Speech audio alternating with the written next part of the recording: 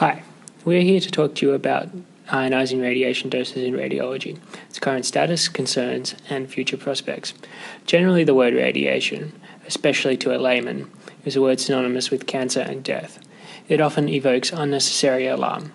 We are not here to argue that the use of ionizing radiation in radiology is completely risk-free. It certainly is not, and can even be potentially life-threatening if thresholds are exceeded.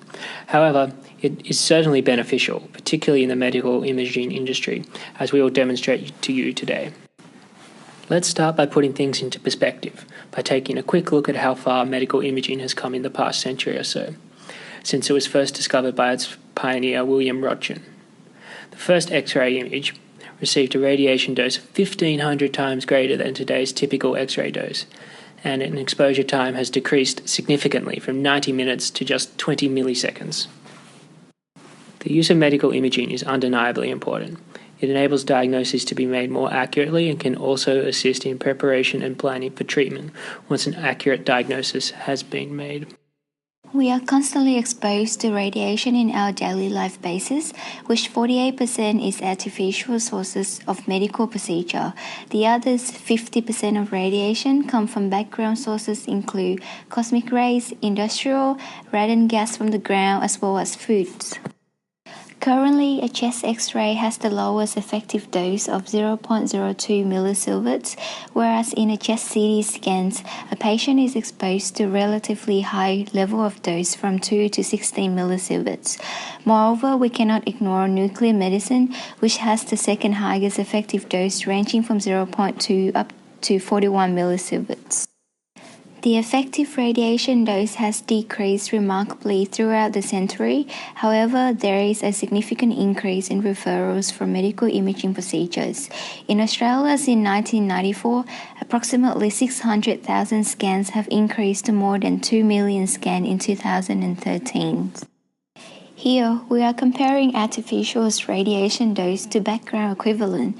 A chest X-ray is equal to approximately 3 hours worth of background radiation and has less than 1 million chance of causing cancers, whereas one CT scan, especially abdominal and pelvic scans, correspond up to 7 years of exposure to background radiation, consequently attribute to higher risk of cancers.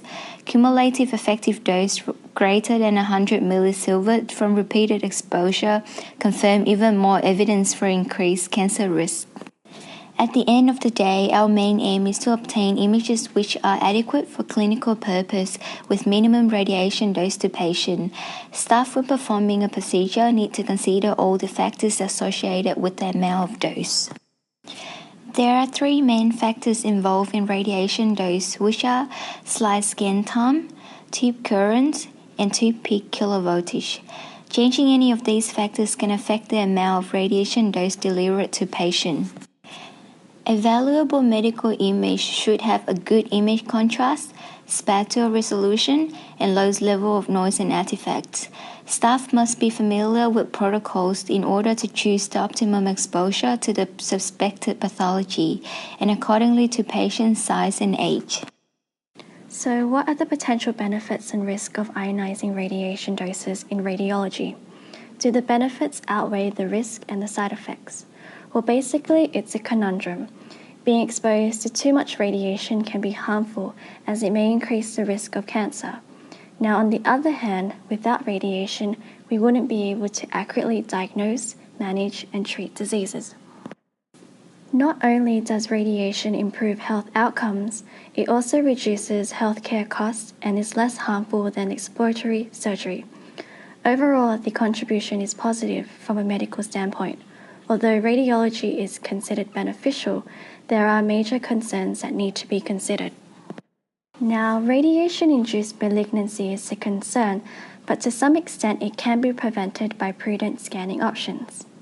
Overutilization is a major contributor to unnecessary radiation exposure. Therefore, physicians need to carefully evaluate patients and refer the correct imaging modality. Another concern is that radiographers may have the temptation to improve image quality by increasing the radiation dose. However, there needs to be a compromise between image quality and radiation dose for optimum clinical diagnostics. Now, unborn fetus and pediatric patients are at a greater risk since they are particularly sensitive to ionizing radiation. The consequences of exposure to radiation can be severe. Thus, special attention to radiation protection are required to prevent genetic mutation on future generations. There is an inverse relationship between radiation risk and patient's age, and females are at a greater risk. Currently, patients are not able to track the exposure to ionizing radiation, thus putting themselves at risk to overexposure. So what about the medical staff? They are exposed to unwanted radiation. From their standpoint, there are no health benefits. So to ensure they are not exposed to high levels of radiation, they are required to wear a dose meter. Another major concern is medical staff training.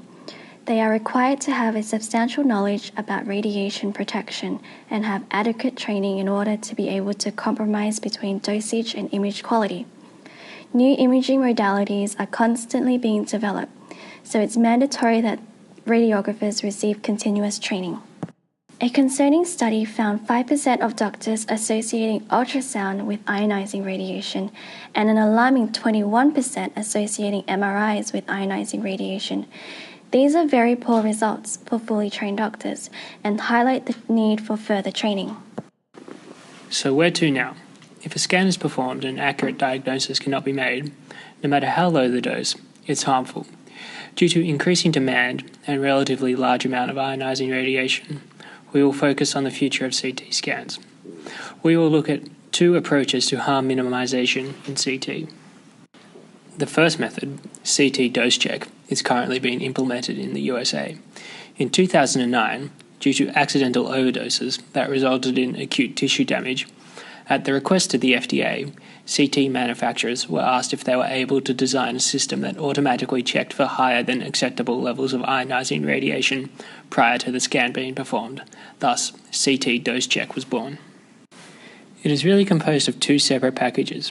The first is a dose alert system that alerts to the possibility of acute tissue damage. This is triggered at very high levels. The second is dose notification value that is triggered when the scan that is about to be performed will exceed the established diagnostic reference levels. This is one that will prevent unnecessary exposure to ionizing radiation and makes use of the ALARA principle.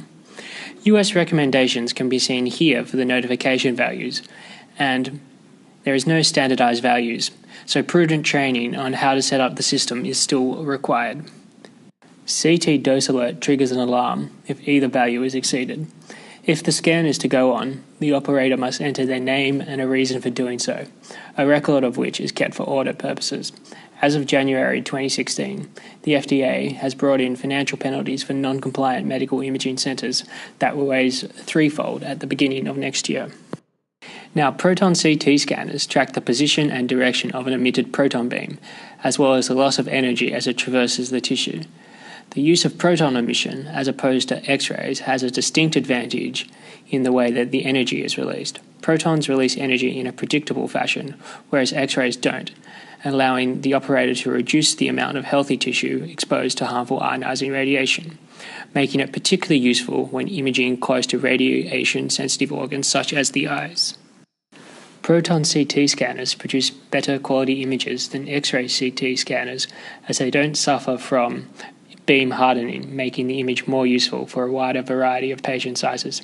However, its longer scanning time means it loses image quality when scanning organs that move, a chest for example. In conclusion, while at present the use of ionizing radiation in radiology is unavoidable, radiation doses have been decreasing throughout history, a trend which must continue into the future. However, this has been balanced out by an increased use of referrals, which rely on the use of ionizing radiation.